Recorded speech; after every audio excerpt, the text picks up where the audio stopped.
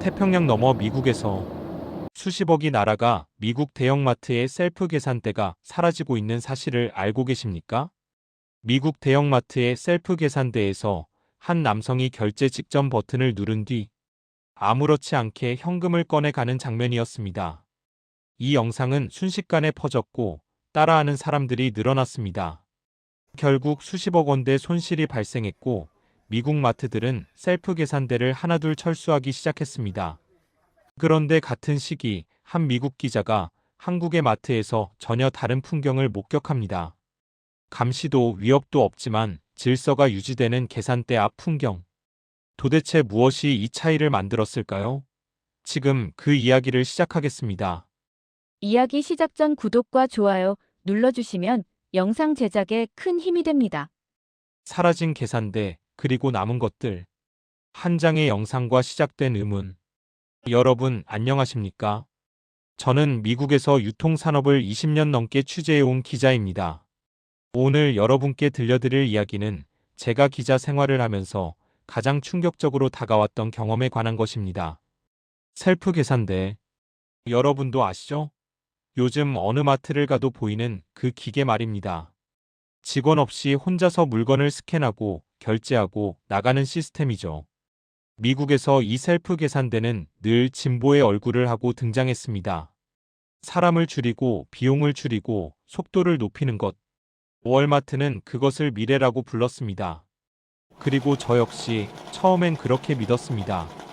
1980년대 초반 셀프 계산대가 처음 도입됐을 때만 해도 사람들은 신기해했습니다.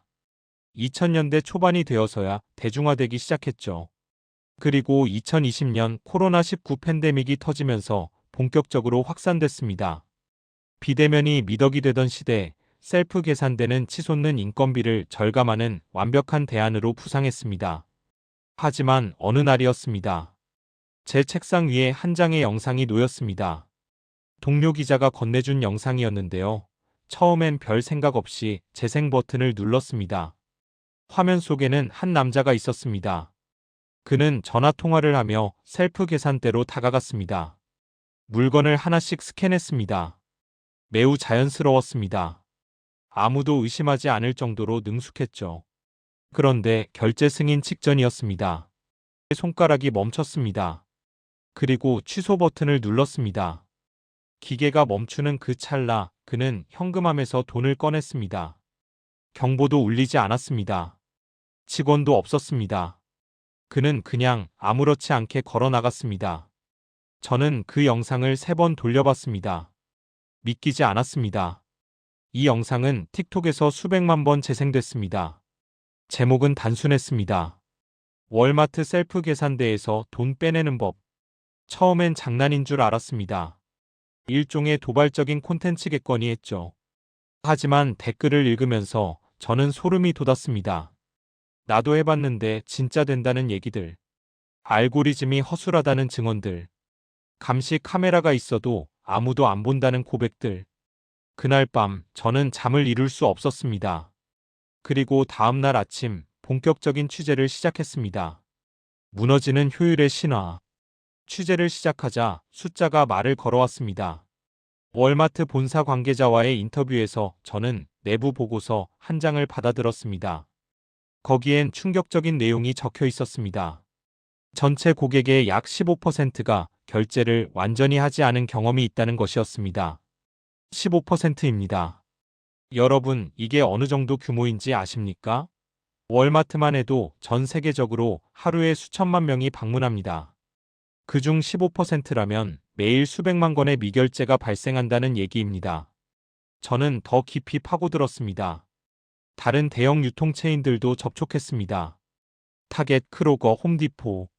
결과는 비슷했습니다. 모두가 같은 문제를 겪고 있었습니다. 월마트는 비용 절감 목적으로 지난 수년 동안 전국 매장에서 점원이 있는 계산대 가운데 무려 75%를 셀프 계산대로 교체했습니다. 그러나 셀프 계산대 때문에 절도로 인한 손실이 늘자 2023년부터 매장을 리모델링하면서 셀프 계산대를 아예 없애거나 대폭 줄이기 시작했습니다. 특히 올해 초 월마트는 뉴멕시코 일부 매장에서 셀프 계산대를 완전히 철거했습니다. 효율의 상징이던 그 기계들이 조용히 사라졌습니다. 월마트만이 아니었습니다. 코스트코는 더 아이러니한 상황에 처했습니다. 회원이 아닌 사람이 다른 사람의 멤버십 카드를 몰래 사용하는 일이 빈번해지자 셀프 계산대에 더 많은 직원을 배치해야 했습니다. 셀프 계산대 도입으로 인건비를 줄이려 했는데 오히려 셀프 계산대를 관리하기 위한 인력 비용이 증가한 것입니다. 영국의 슈퍼마켓 체인 부스는 더 과감한 결정을 내렸습니다. 28개 매장 가운데 2매장을 제외한 모든 매장에서 셀프 계산대를 없앤다고 밝혔습니다. 미국 로체스터의 식품점 웨그먼은 식품 스캔, 포장, 결제를 한 번에 끝내는 모바일 셀프 체크아웃 앱 서비스를 종료했습니다. 그들의 성명서는 솔직했습니다.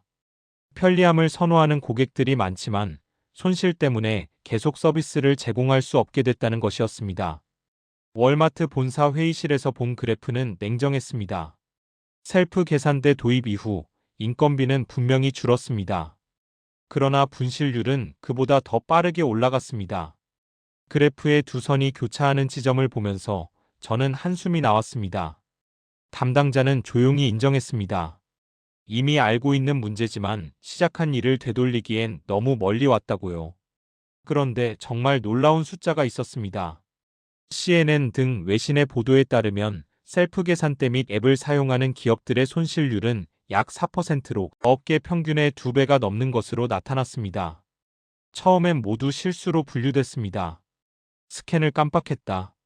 바코드가 인식되지 않았다. 합리적인 설명들이었죠. 하지만 시간이 갈수록 패턴이 보이기 시작했습니다. 고객들이 셀프 계산대에서 과일이나 채소를 구매할 때 일부러 바코드를 잘못 찍는 경우가 늘었습니다. 유기농 당근을 카트에 담아놓고는 가격이 더 싼 일반 당근으로 계산하는 시기였습니다. 주류 구매는 더 복잡했습니다. 직원이 셀프 계산대로 와서 고객의 나이를 일일이 확인해야 하므로 오히려 시간이 지체됐습니다. 효율을 위해 만든 시스템이 비효율을 낳은 것입니다. 전 세계적으로 인플레이션이 심해지면서 셀프 계산대의 허점을 노린 도둑들도 기승을 부렸습니다. 그들은 물건을 스캔하지 않거나 위조 바코드를 스캔해 결제했습니다. 더 대담한 수법도 있었습니다. 모든 물건을 스캔한 다음 계산하지 않고 그냥 걸어 나가는 것이었습니다. 의도적 미결제. 이것이 새로운 범주가 됐습니다. 사람들은 기계를 시험했습니다.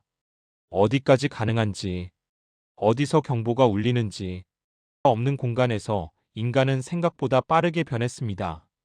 더 흥미로운 건 또 있었습니다. 고객 불만 조사 결과였습니다. 셀프 계산대에 대한 만족도를 조사했는데 예상과 달리 부정적인 답변이 많았습니다. 계산원이 그립다는 목소리들, 누군가에게 질문하고 싶다는 호소들, 아무 말 없이 계산하는 게 오히려 불편하다는 불만들, 기계가 오류를 일으키면 답답하다는 하소연들. 한 설문조사는 더 구체적이었습니다. 셀프 계산대를 사용할 때 기분이 어떠냐는 질문에 불편하다는 답변이 42%, 감시받는 느낌이라는 답변이 31%, 외롭다는 답변이 18%였습니다. 만족한다는 답변은 고작 9%였습니다. 저는 그 문장들을 보고 잠시 멈췄습니다. 효율을 택했는데 사람들은 오히려 인간을 원하고 있었습니다. 그리고 외롭다는 그 답변. 계산대 앞에서 외로움을 느낀다니.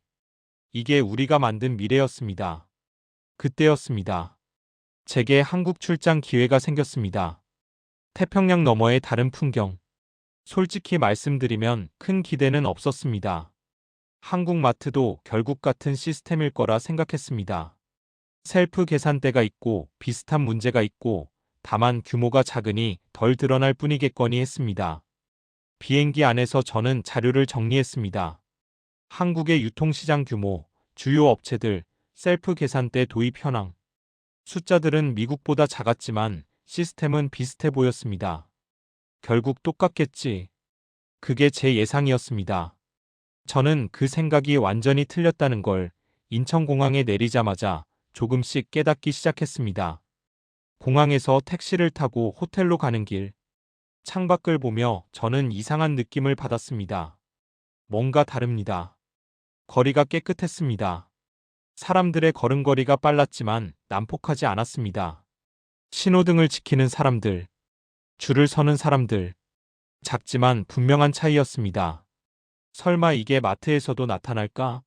다음 날 아침, 저는 서울의 한 대형마트를 방문했습니다. 평일 오후였습니다. 마트에 들어서는 순간 저는 멈춰 섰습니다. 사람들은 많았습니다. 그런데 소란스럽지 않았습니다. 미국 마트에서 느끼는 그 혼란스러움이 없었습니다. 아이들이 뛰어다니지 않았습니다. 카트가 부딪히는 소리도 거의 없었습니다. 저는 천천히 매장을 둘러봤습니다. 진열대는 정돈되어 있었습니다. 가격표는 명확했습니다. 직원들은 바쁘게 움직였지만 서두르는 느낌은 아니었습니다. 그리고 계산대 앞에는 줄이 있었습니다. 길지 않았습니다. 대여섯 명 정도였을까요? 누구도 재촉하지 않았습니다. 스마트폰을 보는 사람도 있었고, 그냥 차분히 기다리는 사람도 있었습니다. 셀프 계산대도 분명히 있었습니다. 그런데 그 옆에는 항상 직원이 서 있었습니다. 감시하듯이 아니라 도와주듯이. 이게 첫 번째 차이점이었습니다. 저는 한 곳에 서서 관찰했습니다. 한 노인이 셀프 계산대로 다가갔습니다. 천천히 물건을 꺼냈습니다. 스캔을 시도했습니다. 그런데 바코드가 잘 인식되지 않는 모양이었습니다. 미국이었다면 어땠을까요? 아마 그 노인은 당황했을 겁니다. 뒤에 사람들이 기다리고 있으니 조급해졌을 겁니다. 기계를 두드리거나 포기하고 유인 계산대로 갔을지도 모릅니다. 하지만 여기서는 달랐습니다. 직원이 다가갔습니다. 짧은 대화를 나눴습니다. 웃음이 섞였습니다. 직원이 바코드를 다시 스캔해줬습니다. 노인은 고개를 끄덕였습니다. 감사하다는 표정이었습니다. 결제는 부드럽게 끝났습니다. 저는 그 장면을 보며 가슴이 먹먹해졌습니다. 저는 주변을 더 자세히 둘러봤습니다. 경고 문구를 찾았습니다. 도난시 처벌된다는 경고문을 찾았습니다. 미국 마트라면 어디든 붙어 있을 그런 문구들 말입니다. 없었습니다. CCTV는 있었습니다. 하지만 눈에 띄게 설치되어 있지 않았습니다. 미국처럼 당신은 감시받고 있다는 메시지를 주지 않았습니다. 보안 요원도 보였습니다. 하지만 그들은 입구에서 위협적으로 서 있지 않았습니다. 오히려 안내하는 역할에 가까워 보였습니다. 그런데도 아무도 기계를 속이려 하지 않았습니다. 제가 1시간 넘게 지켜본 결과 모든 사람이 정직하게 계산했습니다. 이게 어떻게 가능하지? 저는 마트 관계자와 인터뷰 약속을 잡았습니다. 신뢰라는 시스템. 다음 날 저는 그 마트의 관리 사무실에 앉아 있었습니다. 셀프 계산대에서 도난이나 미결제 문제가 있는지 물었습니다. 관계자는 잠시 생각하더니 대답했습니다. 물론 전혀 없지는 않지만 미국에서 보고되는 것과 같은 규모는 아니라고 했습니다. 그리고 이렇게 덧붙였습니다. 자신들은 계산대를 통제 장치로 보지 않는다고요. 저는 메모하던 손을 멈췄습니다. 통제 장치로 보지 않는다니 무슨 의미일까요? 계산대는 고객과 직원이 마지막으로 마주치는 지점이라고 했습니다. 인사하고 고개를 숙이고 거래를 마무리하는 장소라고요. 감시의 공간이 아니라 관계의 끝이라는 설명이었습니다. 그 말은 제게 충격이었습니다. 미국으로 돌아가서도 그 말이 계속 맴돌았습니다. 관계의 끝. 미국에서 계산대는 감시의 최전선입니다. 카메라가 있고 경고음이 있고 보안 요원이 있습니다. 시스템은 사람을 잠재적 문제로 봅니다. 당신을 믿지 않는다는 메시지가 곳곳에 있습니다. 그런데 한국은 달랐습니다. 저는 더 많은 한국 마트를 방문했습니다. 롯데마트, 이마트, 홈플러스. 어디를 가도 비슷한 분위기였습니다. 셀프 계산대가 있지만 항상 누군가 근처에 있습니다. 도와주기 위해, 감시하기 위해서가 아니라 한 직원과 대화를 나눴습니다. 손님들이 실수하시면 어떻게 하냐고 물었습니다. 직원은 도와드린다고 했습니다. 괜찮다고 자신이 해드린다고 말씀드린다는 것이었습니다. 의도적으로 결제를 안 하시는 분들은 없냐고 다시 물었습니다. 직원은 잠시 생각하더니 말했습니다. 가끔 있긴 하지만 자신들이 옆에 있으니까 대부분은 그냥 실수라고요. 바쁘셔서 깜빡하셔서 생기는 일이라고요. 그런 분들께 도난이라는 낙인을 찍고 싶지 않다는 말이었습니다. 저는 그 말을 듣고 고개를 끄덕였습니다. 신뢰. 그게 핵심이었습니다. 저는 더 많은 데이터를 수집했습니다. 한국과 미국의 소매업 손실률을 비교했습니다. 한국은 전체 매출의 약 0.7%, 미국은 1.6%, 2배 이상 차이가 났습니다. 문화 차이라고 말하기엔 숫자가 너무 명확했습니다. 저는 다른 아시아 국가들도 조사했습니다. 일본은 0.6%, 대만은 0.8%, 모두 미국보다 현저히 낮았습니다. 패턴이 보였습니다. 셀프 계산대 비율이 높은 나라일수록 손실률이 높았습니다. 그리고 계산원과 고객 간 접촉이 많은 나라일수록 손실률이 낮았습니다. 결국 기술의 문제가 아니었습니다. 사람의 문제였습니다. 저는 다시 한국을 찾았습니다. 이번엔 더 많은 시간을 들여 관찰하고 싶었습니다. 한 계산대 앞에 섰습니다. 제 차례가 왔습니다. 물건을 올렸습니다. 직원이 스캔했습니다. 빠르고 정확했습니다. 카드를 꺼냈습니다.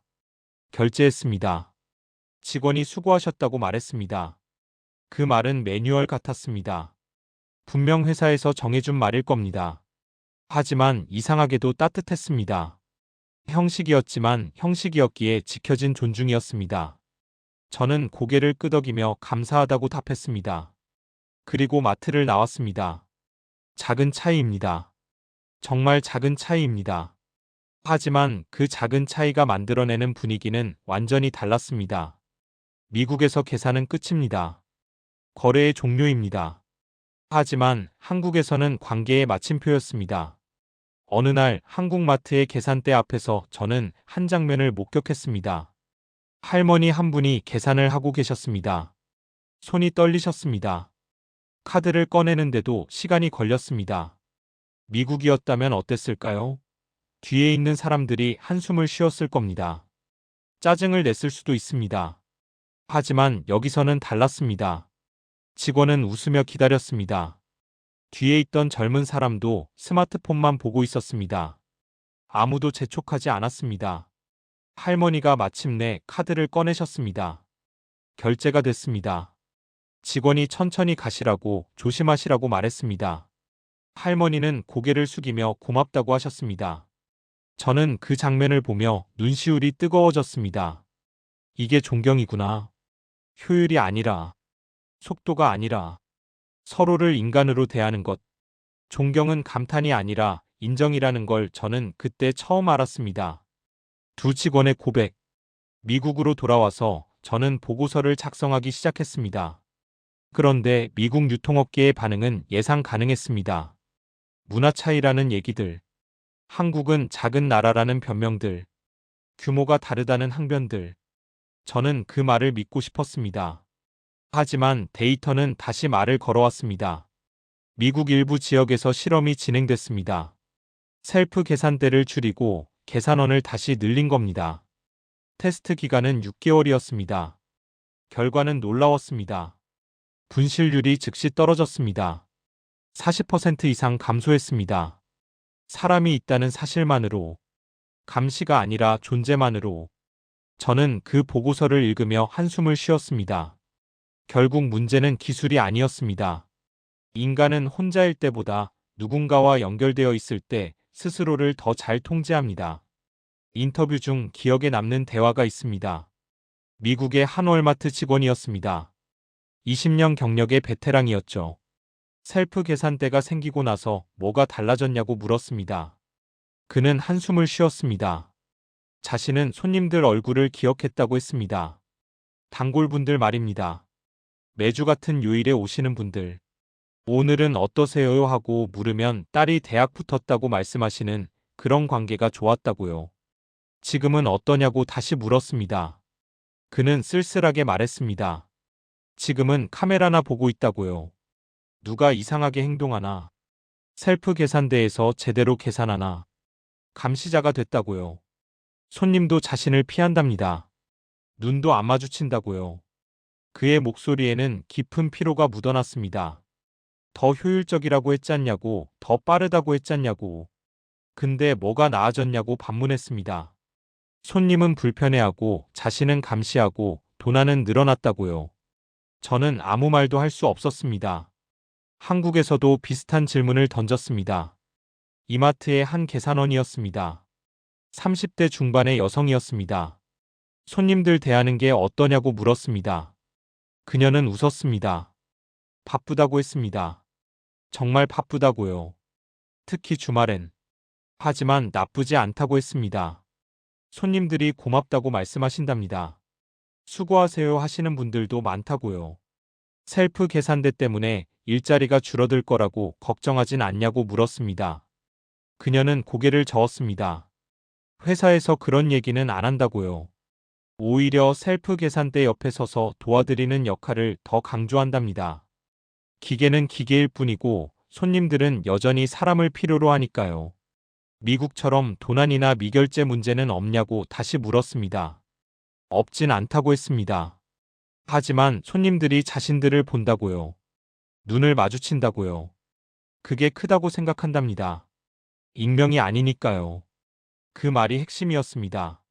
익명이 아니라는 것. 저는 다시 월마트를 방문했습니다. 셀프 계산대 앞에 섰습니다. 직접 경험해보고 싶었습니다. 몇 가지 물건을 집었습니다. 스캔했습니다. 기계는 차갑게 반응했습니다. 삐소리, 숫자, 그게 전부였습니다. 주변을 둘러봤습니다. 직원은 멀리 있었습니다. 카운터 너머에서 자기 일을 하고 있었습니다. 저를 보지 않았습니다. 그 순간 저는 이해했습니다. 왜 사람들이 시스템을 시험하는지. 아무도 나를 보지 않습니다. 아무도 나에게 관심이 없습니다. 나는 그냥 데이터입니다. 스캔되는 바코드이고 찍히는 카드 번호입니다. 인간적인 연결이 끊긴 공간. 그곳에서 인간은 쉽게 나약해집니다. 저는 결제를 마쳤습니다. 영수증이 나왔습니다. 기계는 감사합니다라고 말했습니다. 녹음된 목소리였습니다. 기계적이고 차가웠습니다. 저는 그 영수증을 주머니에 넣고 걸어 나왔습니다. 아무도 저를 보내주지 않았습니다. 안녕히 가세요라는 말도 없었습니다. 그게 미국의 셀프 계산대였습니다. 시스템이 만든 인간, 인간이 만드는 시스템. 미국으로 돌아오는 비행기 안에서 저는 다시 그 영상을 봤습니다. 셀프 계산대에서 돈을 꺼내는 남자. 수백만 번 재생된 그 영상. 이제 저는 그를 단순한 범죄자로 보지 않았습니다. 그는 시스템이 만든 결과였습니다. 아무도 믿지 않고 아무도 책임지지 않는 구조의 산물이었습니다. 시스템이 사람을 의심하면 사람도 시스템을 배신합니다. 시스템이 사람을 감시하면 사람은 감시망의 빈틈을 찾습니다. 반대로 시스템이 사람을 신뢰하면 어떻게 될까요?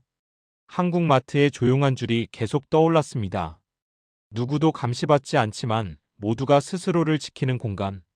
완벽하진 않지만 오래 버티는 구조. 저는 창밖을 바라봤습니다. 태평양이 펼쳐져 있었습니다. 거대하고 고요했습니다. 우리는 무엇을 잃어버린 걸까요? 기술일까요? 아니면 사람일까요? 미국에 도착하자마자 저는 최종 데이터를 분석했습니다. 셀프 계산대 도입 이후 10년간의 데이터였습니다. 월마트, 타겟, 크로거, 홈디포. 주요 유통체인 모두를 포함했습니다. 결과는 명확했습니다. 인건비 절감액은 연간 약 120억 달러였습니다. 하지만 도난 및 미결제 손실액은 연간 약 180억 달러였습니다. 마이너스였습니다. 셀프 계산대는 경제적으로 실패한 실험이었습니다. 하지만 더 중요한 손실이 있었습니다. 수치로 나타나지 않는 손실. 고객 만족도 하락. 직원 사기 저하. 브랜드 신뢰도 추락. 그 설문조사 결과가 다시 떠올랐습니다. 셀프 계산대를 사용할 때 외롭다고 답한 18%의 사람들. 계산대 앞에서 외로움을 느낀다. 이게 우리가 만든 미래였습니다. 다행히 변화의 바람이 불기 시작했습니다. 2024년 말부터 미국 일부 대형 체인들이 정책을 바꾸기 시작했습니다. 셀프 계산대 비율을 줄이고 유인 계산대를 다시 늘리는 것입니다. 월마트는 2023년 뉴멕시코를 시작으로 여러 매장에서 셀프 계산대를 완전히 철거했습니다. 타겟은 셀프 계산대 사용을 10개 품목 이하로 제한했습니다. 영국의 부스는 더 과감하게 거의 모든 매장에서 셀프 계산대를 없앴습니다. 한 월마트 관계자의 말이 인상적이었습니다. 고객들의 피드백을 들었다고요. 그들은 사람을 원했다고요. 너무 늦게 깨달았다는 고백이었습니다. 저는 그 말을 듣고 씁쓸하게 웃었습니다. 결국 돌고 도는 것이었습니다. 한국이 가르쳐 준 것, 우리가 배워야 할 것. 저는 최종 보고서를 작성하면서 한국에서 배운 것들을 정리했습니다. 첫째, 기술은 수단이지 목적이 아니다. 한국의 마트들은 셀프 계산대를 도입했지만 그것으로 사람을 대체하려 하지 않았습니다. 보조 수단으로 활용했습니다. 기계가 사람을 돕게 했지 사람을 없애는 도구로 만들지 않았습니다. 둘째, 신뢰는 시스템의 기초다.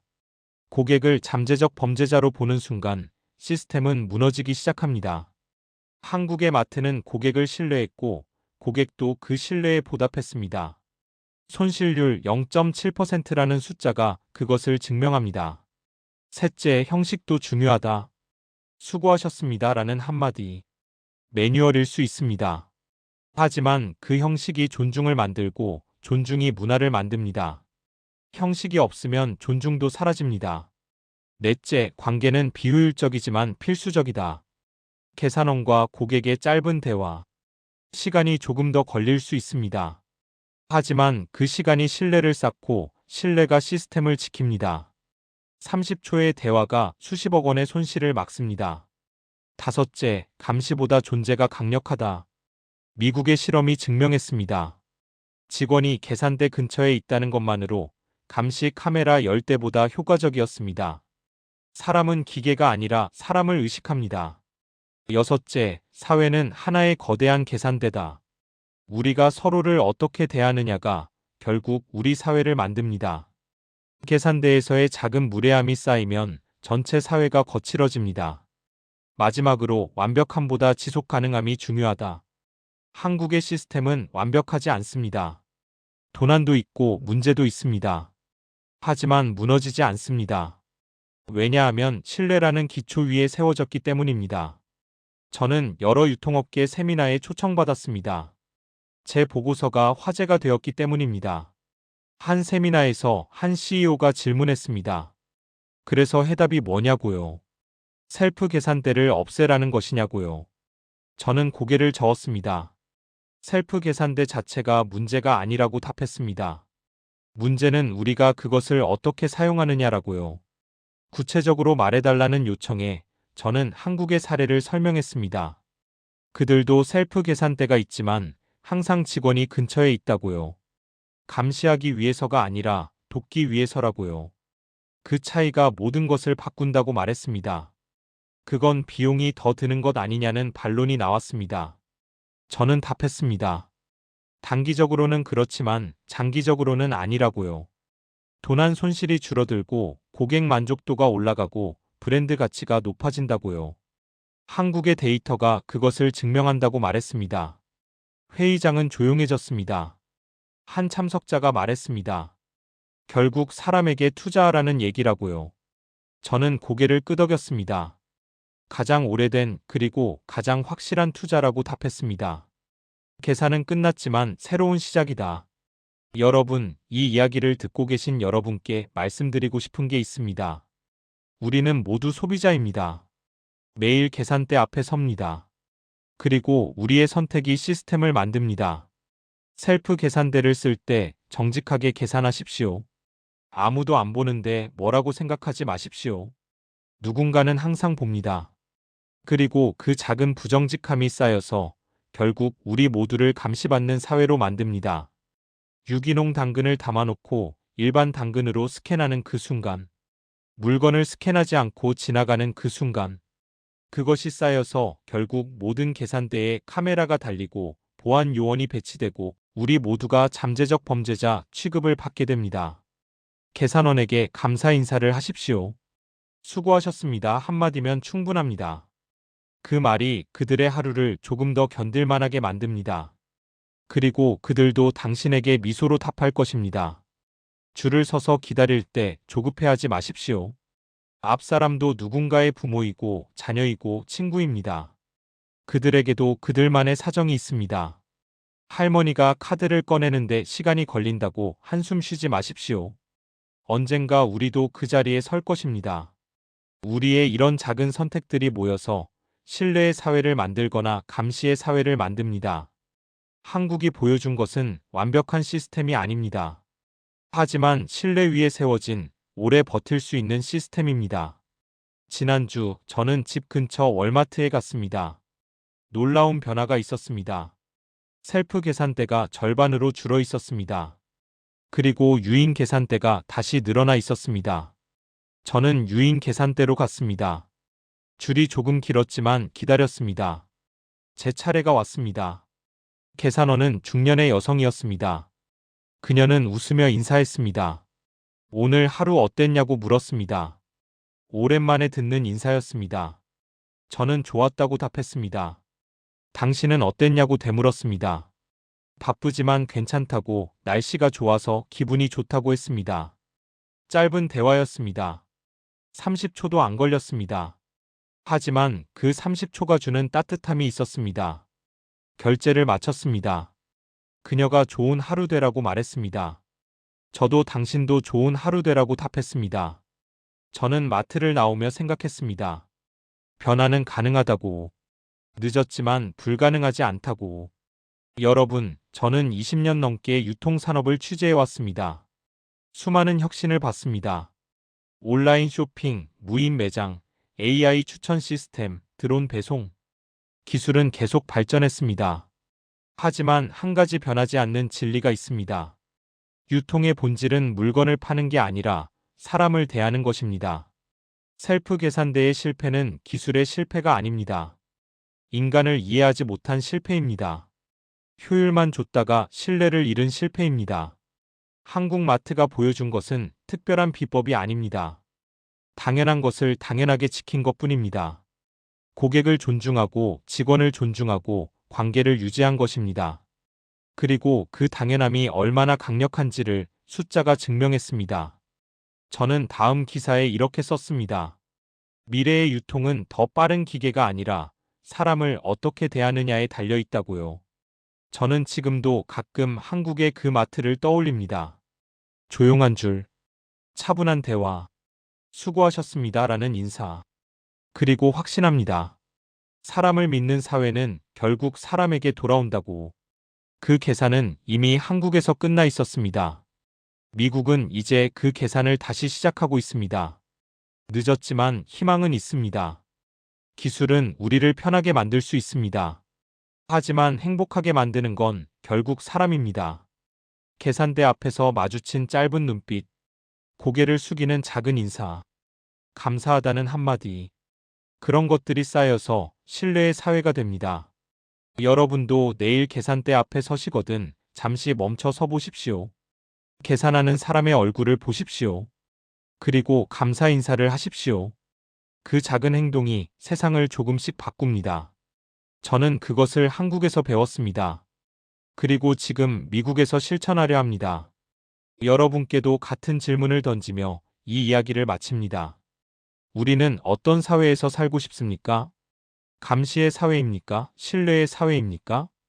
효율의 사회입니까? 존중의 사회입니까? 빠른 계산대입니까? 따뜻한 계산대입니까? 답은 우리 손에 있습니다. 매일 계산대 앞에서 긴 이야기 들어주셔서 진심으로 감사합니다. 여러분 모두 좋은 하루 되십시오.